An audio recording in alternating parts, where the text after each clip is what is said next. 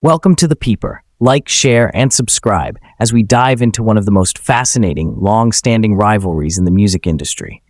From awkward interactions at Paris Fashion Week to public disses and explosive accusations, today we're breaking down the complicated history between Chris Brown and Quavo of Migos. It all began on what seemed like solid ground.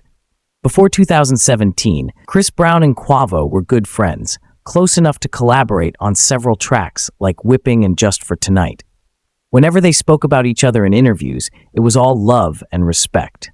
But as with many relationships in the music industry, this dynamic shifted, soured by personal matters that had little to do with music.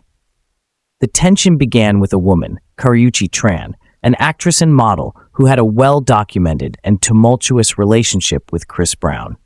The two dated in the early 2010s, but their relationship was far from smooth.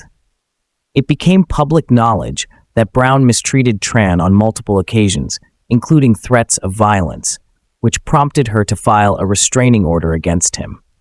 At one point, Tran revealed that Brown had struck her in the stomach and made threats that escalated after their breakup.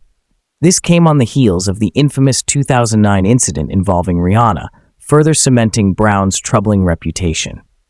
Quavo entered the picture when he and Karreuche were spotted together at several events in 2017. Paparazzi photos hinted at a possible romantic connection, and while neither confirmed an official relationship, their frequent appearances together spoke volumes. For Brown, this felt like a betrayal.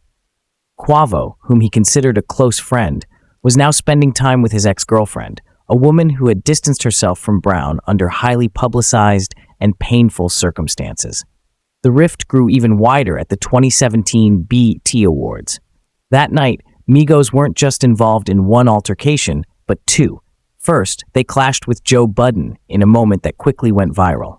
Later, after the show ended, members of Migos' team were caught in a physical confrontation with Brown's entourage.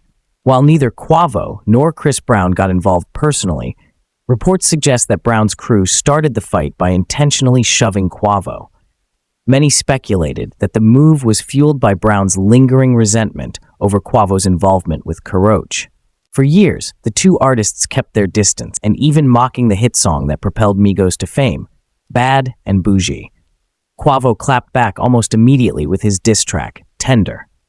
The song hit below the belt, addressing Brown's history of mistreatment allegations, including those involving Rihanna and Karreuche.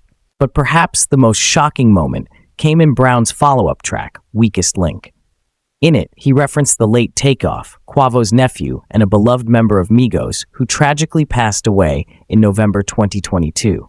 Fans were outraged by Brown's lyrics, which implied that Quavo was the least respected member of the group, and even suggested that people wished it had been Quavo, not Takeoff, who had died. The line crossed a boundary that many felt should never have been breached, especially given the sensitive nature of Takeoff's untimely death. Despite the diss, Quavo's reaction was surprisingly nonchalant. He was even caught on Instagram Live vibing to the song, sparking confusion among fans. Was he unbothered, or was this his way of taking the high road? The feud took yet another turn when Chris Brown pulled a petty stunt reminiscent of 50 Cent's legendary prank on Ja Rule. At one of Quavo's concerts in Connecticut, Brown reportedly bought up a significant portion of tickets to leave the arena mostly empty.